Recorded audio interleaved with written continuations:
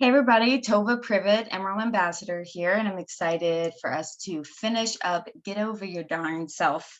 We're doing chapters 15 and 16, and there was a little bit at the end, but hopefully everybody made their way through. So if you see me looking around, I'm trying to follow my notes here.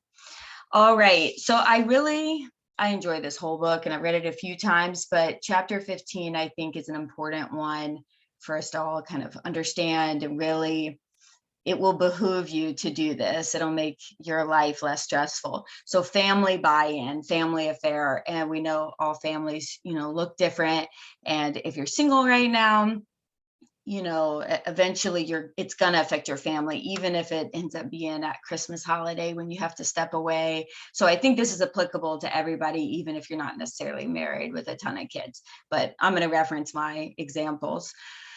There will be trade-offs, like, of course, whether that's you waking up a little early to work your business or staying up a little late, and with team meetings, and I apologize if I cough. I have this little cough that won't go away. So early on, I kind of chatted with my kids about it to get buy-in, and of course my husband. And I was really lucky because Brad and I kind of made the decision for me to do this together. And so I kind of got off easy that he was a little skeptical, but he was like, well, I mean, we're not doing any big risks. So yeah, he understood that he was going to have to help out a little bit more. And not everybody's in that situation, but she addresses that. And I know several diamonds whose husbands were very unsupportive until they were pretty much Emerald. So though that's not ideal and can be stressful, it absolutely can be done. So ways to get their buy-in. I wanted them to understand what I was doing, and we went over a lot about they take all the vitamins, supplements, and see me, and so they know we're helping other families feel better. That's important, that it's not all about you and everything you want exactly when you want it, that sometimes I need to answer other people's questions or do things like that. And one thing that really got their buy-in was we want to put a pool in sometime in the next 2 years. That's something we've talked about doing. And so we get on Pinterest together and we'll look up pictures of pools. And like, I don't know if we're actually going to end up using any of these designs, but oh my goodness, they love just looking through, oh, the ones with lights or this or that. And so when it comes time for me to do calls or do meetings, and I can't do their bedtime. Sometimes if they're getting fussy, I'll remind them like, hey, like nothing comes for free. So mom has to go do these meetings. Remember, if you want to go on these big vacations, you want to put that pool in one day, we got to work for it. And to be honest, as soon as I say that, they're like, oh yeah, okay, sounds good. And so it kind of wraps it up in some excitement for them. And that's going to be, yeah, 70. It's going to be different for everybody. And older kids are definitely different than younger kids. And she talks about talking to them about which college you want to go to. Private or out of state schools are just insane. We know that. Or if they want help buying their car when they're 16, all the way up to paying for your wedding, all sorts of things. And also I know a lot of people who do a fun thing like a gift or an event for each promotion, because they know their family's working hard to support them. So you can always set that goal. Like, we're going to go, where do you want to go? Do you want to go do laser tag? Do you want to go do putt-putt or something? When I make this promotion, that'll be your reward for helping mommy. So it's kind of the whole factor. What are they getting out of it? So I think you need to show them the value and be vulnerable and show them your dreams and about other people, how you're helping other people's families also meet their dreams. So that's kind of what I took away from there. And wrapped up in this is good communication.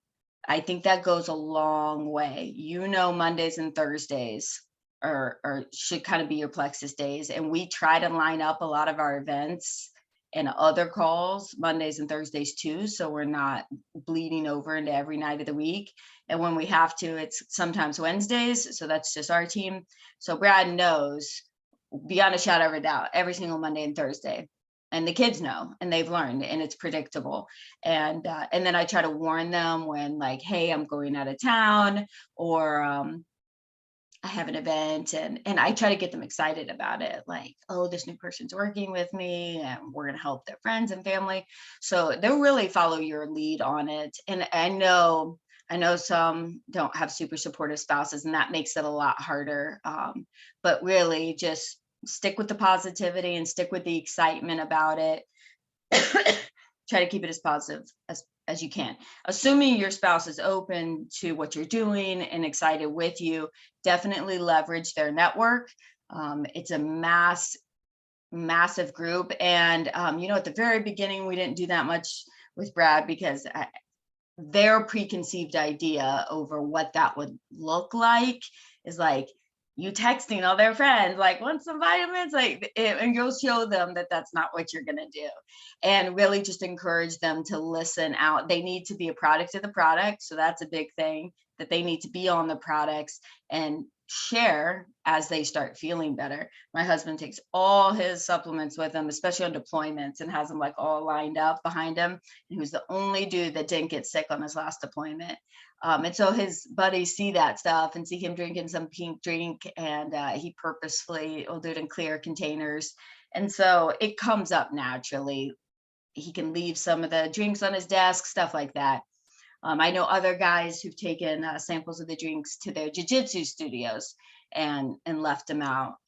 So there's indirect ways to be able to leverage their networks that's not aggressive and salesy, and what a lot of times the guys would think when you say that.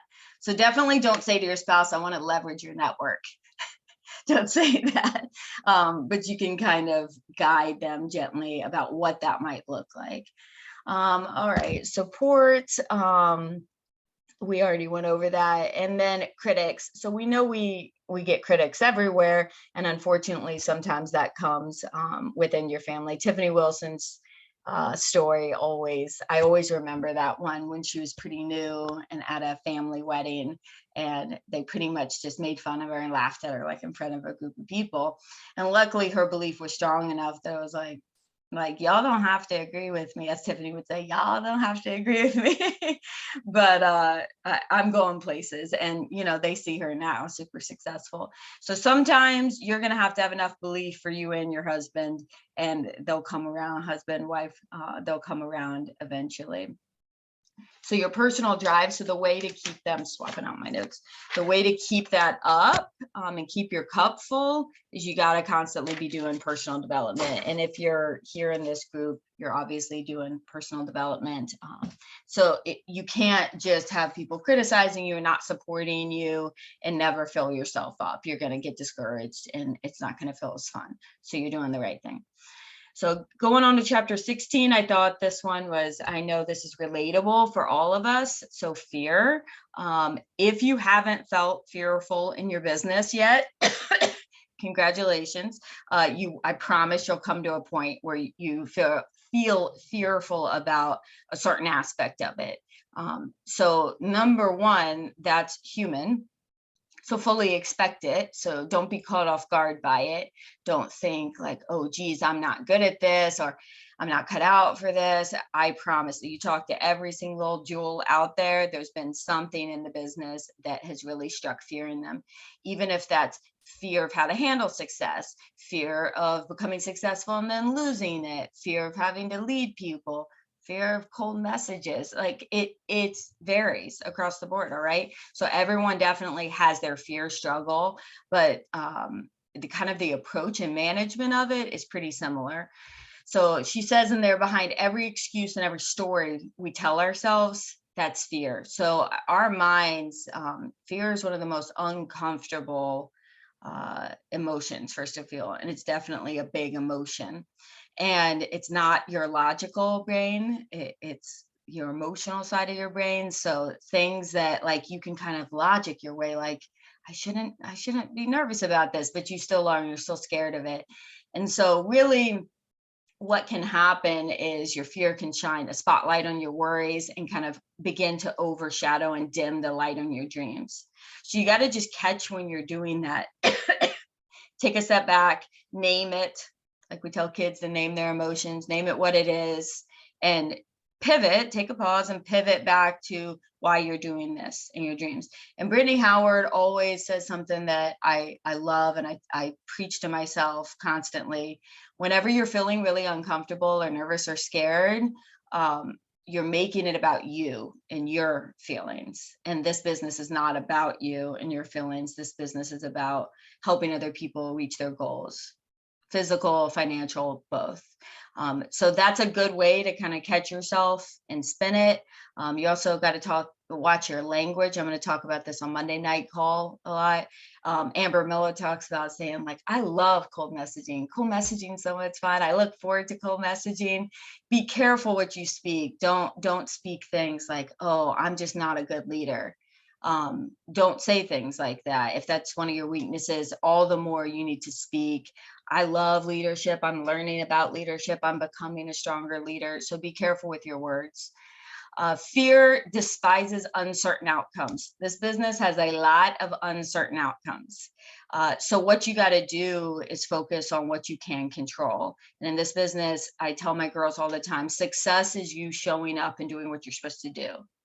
Success is not what all your clients do. Okay. Now, of course, like onboard people correctly and things like that, but that's you showing up and doing the right thing. So as long as you know you're showing up and you're doing your IPA and you're following up and you're onboarding like you should, you're a success. You've done what you're supposed to do. So there shouldn't be any fear wrapped up in that. You can't place your emotions on the fickle side of it, where people come and go, people don't always stay consistent, points go up and down. You got to focus on what you can control, and that's your activity. She says the scarier the goal and activity, usually the more indicative it is that we need to do it. So if something's really scaring you, making you uncomfortable, making you nervous, you should slow down and talk to your upline about that and be like, and Natalie and I do this all the time. Like, I don't know why this bothers me. Why do you think this bothers me? Why do I leave this till last? What part of your business would you, if you were to list out what order you wanted to do it in, you usually need to turn that upside down. Okay. So that's a good sign. Write it out how you would ideally like to do it and do the thing first that you naturally would want to do last. And then lastly, I want to hear what y'all have to say, but really, she talks about the quote about your worst fear should be not living out the life that you were intended to live. So that's being long-term focused. Fear and discomfort, dis-ease is short-term focused. It's how I'm feeling now, what people are going to say about me now, what people are going to think about me now.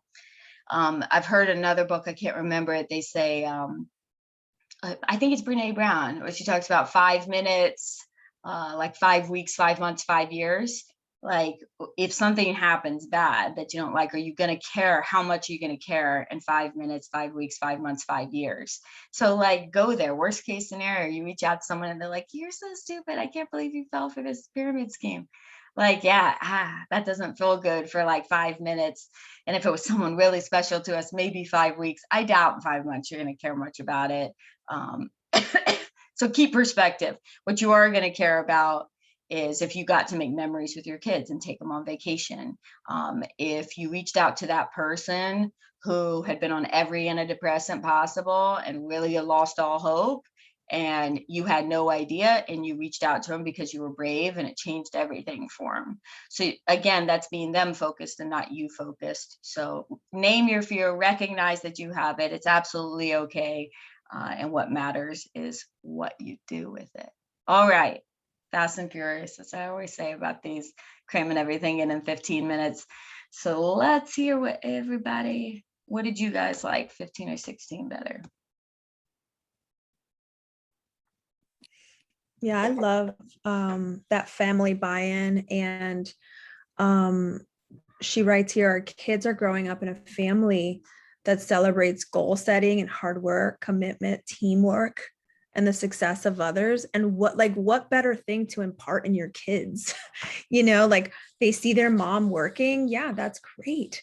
Like, that's exactly what we want for them, right? We want them to chase their dreams and their goals. We want the best for them. So I think, I know a lot of moms struggle with that mom guilt, and we talk about it. And there's tons of videos on it, because we're all, well, not all of us are moms, but a lot of us are moms.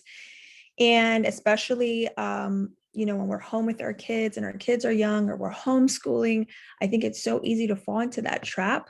But I always go back to this, like, oh, wow, my sons get to see me. I'm setting the example for my sons.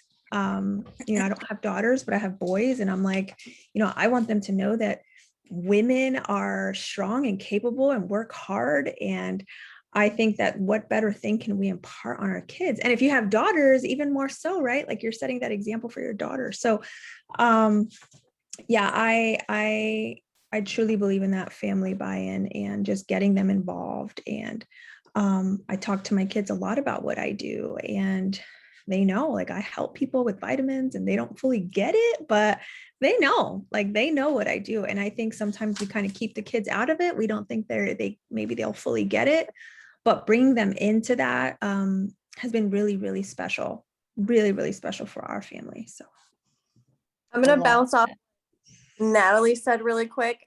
So after Monday night, everybody saw, I asked my oldest son, who's 5, I said, what do you feel if mommy were able to stay home with you? And he looked at me and he started crying. And I said, mommy works full time. I have a job outside the home. I said, but how would you feel if mommy was able to stay home? And he said, I don't know what I would do because I'd be so excited. And I feel like that right there, just reading this and then really asking him just questions about what things could be like if mommy dreamed a little bit bigger.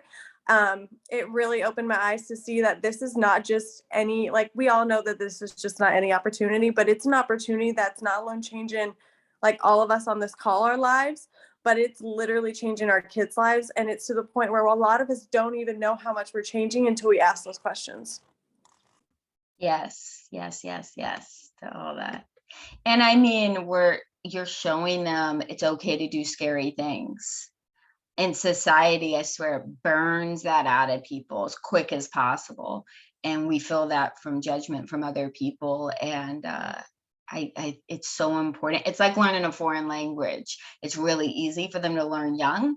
And I think the fact that they're seeing us as entrepreneurs and not like everybody else, and we're okay with that, I feel like it's going to stick with them easier. They're going to grow up where it's okay that our family doesn't look exactly like every other family, which means like we get to take more vacations and my mom is around more. So I was going to say the same thing as Sabrina. I was like, I'm going to piggyback off of Natalie, but so I'm piggybacking off Sabrina. But I was going to talk about like my daughter, as far as showing your daughter stuff, like they've seen a lot of my hustle, like with hair. And I still do, but they're just like, Mom, why are you still on the computer? Whatever. And so I just, have really told them, anytime that you want something that's like special and that seems like the dream, it was a lot of hard work that went into it first. So I was like, if you want something at school, if you want to win, my daughter does like mathlete, right? I'm like, so if you want to win, you have to work really hard at home. And I was like, and that's what I'm doing. I'm working hard now. So like this summer, we can be living it up somewhere. And so, she's just like, oh, all right, cool. But yeah, so it's just funny because she's just like, why? And I was like, I want to spend more time with you. So mommy just needs like a couple months, just like, give me a couple months. And then we can spend all the time that we want together. So, and then the other thing I like is about the whole husband thing. Because I've encountered some people who have some really not supportive husbands recently. And I'm like, don't understand that. But I know for me, like, it's been really important to include my husband in it so that he doesn't just feel like I'm, shoving kids on him and going to do my own thing. So it's been really fun to teach him about it. And I give him things to say, definitely for sure at work. And once his eczema kind of like cleared up on his eyes, that alone had people being like, bro, like, what did you like a mask? Like, what are you doing? And he was like, literally, my wife gave me these pills.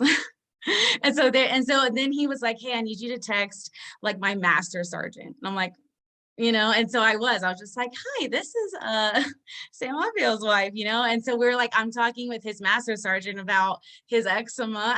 It was just like so random, but my husband loves feeling a part of it. He feels like he knows everybody, and so it makes it easier for me to be like, hey, I've got 3 calls back to back tonight, and I know the baby goes to bed at 6:30, but it's not happening. So are you cool with like just for 3 hours doing all of this? And he's like, yeah, I got it. Versus me just being like, I have my own thing that I'm not going to include you on. So can you just babysit? So I like how she's like, you make it a whole family thing. So they feel like, and the whole legacy, like if I'm going to leave this big business to my child one day, like I want her to grow up working it too. And telling her friends, just like I would if I owned a salon. Like you're going to be in here sweeping hair. You're going to be in here curling people's hair so that you learn when you take it over, you're just so ingrained in the lifestyle that people already trust you with it. So my daughter's on a Vital Biome and loving life. Good. No, I agree. And it's teaching them delayed gratification, which is so missing nowadays, like that you work for something and get the benefits later. Our kids that's so hard to get through. Fallon, I think you were going to say something earlier. I always struggle. Like I want to say stuff, but I want to hear everybody else too. And I try to wait till it's quiet, but sometimes I don't. I've been a diamond for 7 years now. And definitely, I think it's important, no matter what your rank, to point out to your kids, like groceries, the cost has almost doubled on some things. And because mommy works, we're able to have this, or we're able to run air conditioning. Like some people cannot afford that, or just really making an intentional effort to say, because mommy does this, and that teaches them to respect you. I've never understood why like some kids will be like naggy at their mom, like, why are you on your phone? Why are you doing this or that? Maybe it's because some people play games on their phones. I don't know. But my kids have always respected that because I made it about them and it wasn't about me. This is so we can have this or we can do that. Or, I earned this trip on the yacht and that's because mommy works. Remember all those years that mommy worked really hard and she was up all night and she was falling asleep when you were reading to her for homeschooling. Like, that's because I was working for things like this. So we can have this farm and we can live this life we want. So that's definitely important. And then I wanted to say real quick on the fear chapter, her list is really good of all of these fears. I'm sure she's compiled it over her years of working the business, but I would look through it and be like, I have this wrote down in mind, like, what are some fears? And then write down your affirmations next to it. Like what you're going to say to yourself when these voices come into your head and say, I don't feel like I have what it takes. Why do you have what it takes? Because anybody can do this, or because list names, like, because if she can do this, I can do this, just give your opposites to these negative thoughts that come into your mind, because it really is just about training your mindset to move away from those fears, which are natural, but you can stop them. You don't have to think them or let them hold you back, but you have to be intentional. Listen, I built my whole business on Fallon's business. Like my business was built on Fallon. like the whole entire thing was like, if Fallon can do this, homeschooling all them kids out in the middle of nowhere, being an introvert, then I can too. Like literally. And that's the story that I've been telling everyone my entire business, and it only, like, you don't even have to have your own success. You talk about somebody else's success. So yeah, 100% that having somebody else's story helps to beat the fear for sure. Because you have to have vision, right? You have to know where you're going. And that's why we do so much vision casting. But to the family thing, back to the, it's a family affair. I think it absolutely, you absolutely have to sit down and have those conversations. I told my kids that when I hit Emerald, I was going to take them to Disney World. And I told them that for 2 years because I kept on going for it for 2 years. And they just kept on holding on and believing me. But that, and then even now, even now with my husband, you know, like he learned over the years, he learned how to do the dishes himself. You know, he wanted the dishes done, so he came home and he started doing them, you know. And I'm like, if that's important to you, he learned how to do it, you know. And he learned how to start doing the laundry too, and sharing in those responsibilities. In the beginning, it was very uncomfortable because the dynamic shifted. And anytime there's a dynamic shift in the household, there's friction, right? And so a lot of people get afraid of that friction that's happening and quit and run and retreat. And what I want to say is, like, when that friction happens, everything worth having is going to create friction in your life. Like, it's not going to just be easy peasy sleazy. Like, there's going to be friction. So like, push through that friction and like have some confidence in what you're doing, and have that conversation with your spouse, because I see spouses being needing that clarity, because they're not on, your husband's usually not, or your spouse isn't on this call every Monday and Thursday. So they're not getting it at the rate that you're getting it. I swear, I don't think my husband even fully got it until after I was Emerald. That was like 5 years later, you know? And so that's okay. Nobody has to fully get it except for you. Like, you're the only one who has to get it. And for years, I wanted my family to get it. Like, I wanted I got laughed at. My stepmom laughed in my face, like literally, and my family didn't get it. And my family even still downplays it. And it doesn't matter, because the only thing that matters is you building a legacy business for your family and forever changing your financial freedom. My financial freedom is solid now for the rest of my life, and my kids too. And I get to pass that on to them. And I have 3 sons, and a husband who's super special, fancy Army high-speed guy. And all 3 of my sons want to do Plexus, because they see how happy I am. They see how present I am. They see how excited I am. They see how much fun I am, and they see me at home with them. And so they want to do what I do. And I think that really says a lot about our profession. It's something that you get to pass on. I never thought my sons would want to be what I was growing up. I figured that they would want to be in the Army, right? But yeah, so I think that just speaks volumes. So just own what you do and know that you're doing this. It's benefiting your family, and it's not hurting them or taking anything away from them. All right, I'm done. I love that. I love that. And I actually have, just a side note, have had several girls' husbands listen in on Monday Night Call, and that's helped get their buy-in, because they're like, oh, wow, you guys are getting like serious training here. And so I love it. And so honestly, like my husband, I got his buy-in when I started making his car payment with my paycheck. It was just when I hit senior gold or whatever, $500 a month or whatever it was. And he started taking it a little bit more seriously.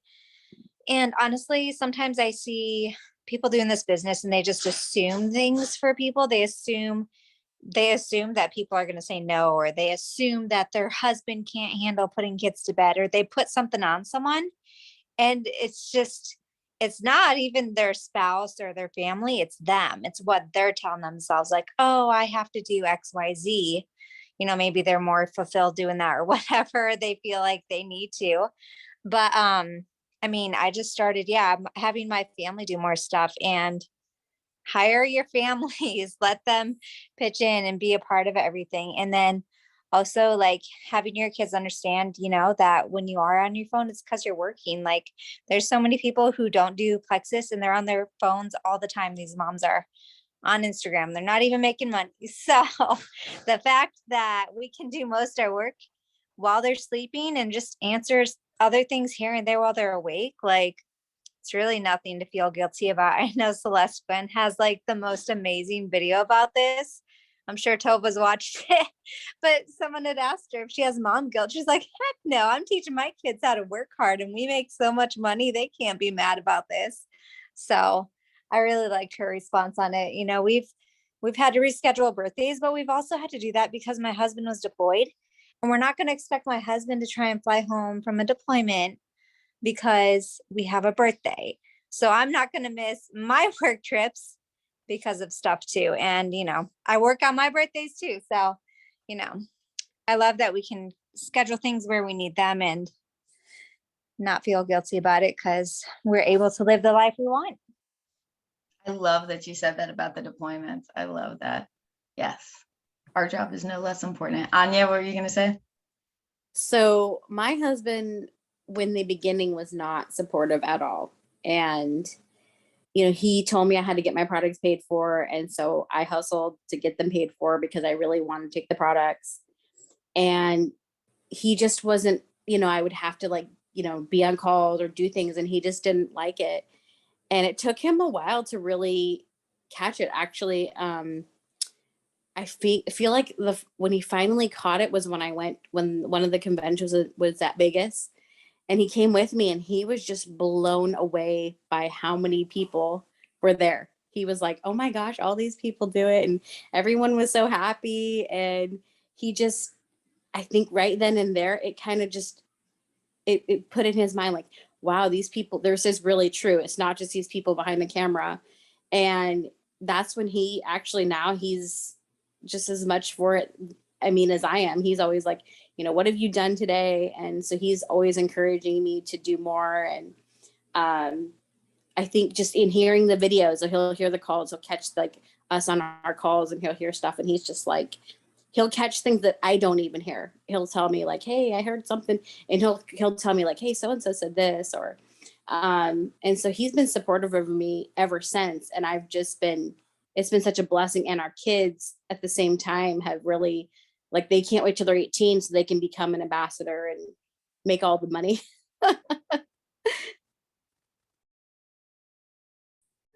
Okay, so in January, I hit Senior Ruby and my husband was gone. And so I sat in my room with my 4-year-old and Bella on my lap, but I loved it with the whole family thing because I always tell Noah, obviously I can't really talk to Bella about it, but Noah's just turned 5 the other day. And so I tell him, mommy has big goals with Plexus and stuff. Anyways, he's the best hype man. And he kept calling it single Ruby. He didn't call it Senior Ruby. He was like, Mom, you're going to be single Ruby. And I'm like, senior, but yeah. And so we sat there and I kept telling him he's learning numbers in pre-K. So he knows what 750 is, or I was like, it's a 7, a 5, and a 0. So he kept refreshing, and whenever it hit 7, 5, I think it said 754, he was like, and I took a video because my husband was like, we had no communication. He was gone. And I was like, I'm going to show this to my husband because it was so special, a really cool moment, and just letting your kids dream with you, basically what all you guys said. And then the last chapter on the last page, I love from the quote from Maya Angelou: "There's no greater agony than bearing an untold story inside of you." And I think that's something that always drives me since I was a little girl. I remember going to church and I would feel that calling, oh, God's called me for something great. I remember that stirring up in me. And I had wrote down some other quotes that kind of go with it when I was reading my chapters. And it's I want to be all used up when I die. And then there was another one that there's no worse thing than dying with untapped potential and unfulfilled dreams. And that to me, I have had many moments in my business where I've been down, real down, even stepped away. But what calls me back is I don't want to die without stepping into my potential and my purpose. And also remembering it goes beyond you. Even when you do leave the earth, you do have kids and your kids are going to have kids, and it's a legacy. So that was my biggest takeaway. I circled it and wrote more stuff because that's just what drives my passion. So good, Kylie. I love it.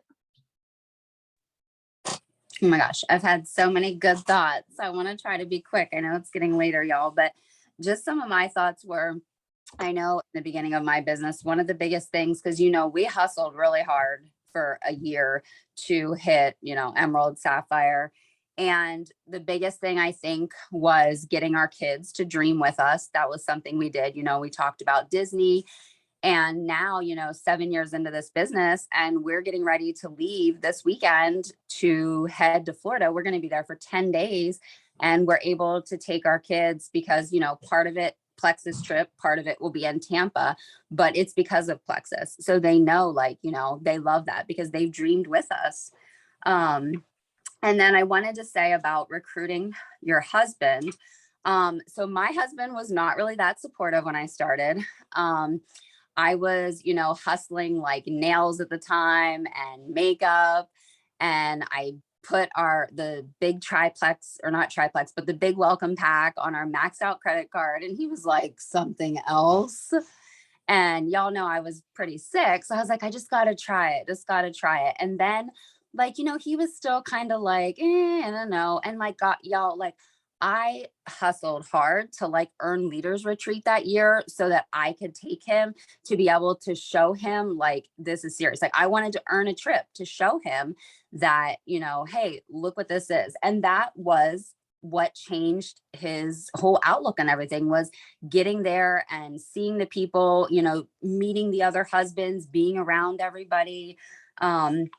And I like where she said that, she didn't let that derail her. She stayed committed to her vision of, getting her family out of debt, leaving her job.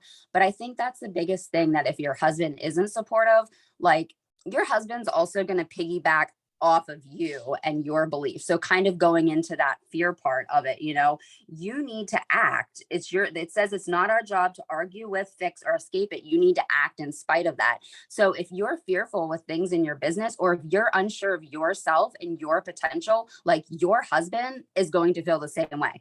I knew my husband, it didn't matter what he said, just like his family that sat there and made fun of me as almost gold, telling me I wouldn't do anything. I was like, no, I am so sure of this and so sure of it, what it could do, because I knew that if I had any doubt at all, my husband was I would never have his buy-in into this, because he's there every day to see it.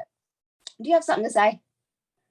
He just he just said, yeah, I didn't like it at first. He's over here listening to me. See, y'all, they creep. But so I think it's so important. And that goes with your family and everyone.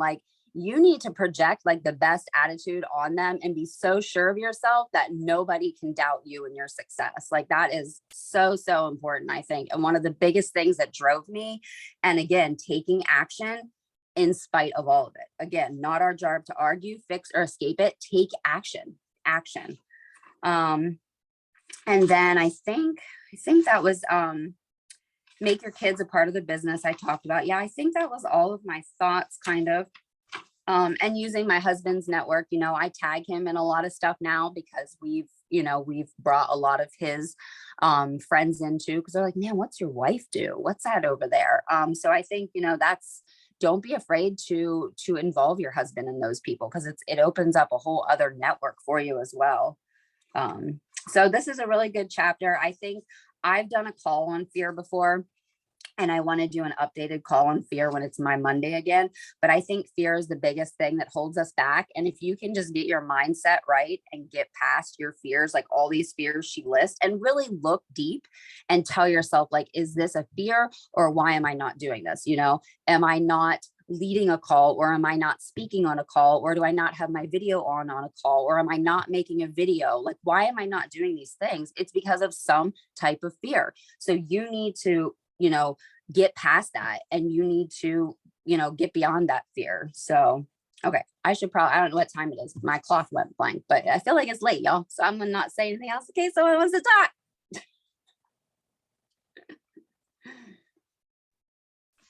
I'm going to jump in really fast before we end this. And Tiffany, I'm so thankful that you just said what you did, because really I replay your story in my head all the time. I just recently came across a situation that I did not know how to deal with this past Christmas. And I'm like, nope, Tiffany had this same situation and she's a diamond. She got through it. Just be strong. And I just want you to know that I replay your story over and over again in my head.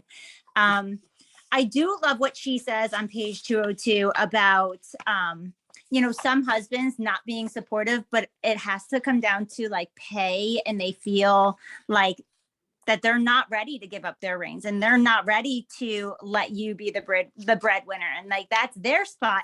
And even though that's not something that I personally deal with within my family, but as a leader, it is something that might come up within our team, and that it's really important to know how to handle that situation if it's like happens to arise.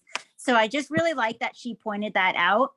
Something else that I absolutely loved, and it kind of goes with what I've been trying to really focus on within my personal business right now, is being authentic and intentional, and giving my kids the opportunity to just take the reins, and not calling this my business or this is mommy's job. This is our business. This is for our family, and just including the word our into every conversation that we have, and letting them choose like their goals and what they want to do once we hit a certain rank or when we hit a certain paycheck. Like they get to pick what they want to do. And my first Christmas that I came to this business, it wasn't exactly an easy, couple years. We had a single income and 3 very spoiled children, but we let them go to the Lego store. And that's something that I always say, because the Lego store used to give me nightmares. That place is so expensive.